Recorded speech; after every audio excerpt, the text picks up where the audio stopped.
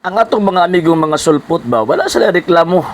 Tinuod daw og mudawat sila nga ang ikapulo or kanang giingon nila nga tithes or 10% nga ihatag didto sa templo sa Ginoong Dios. Sa pari daw kuno ihatag, pero oyon sila didto lang sa pari sa laray ni Levi.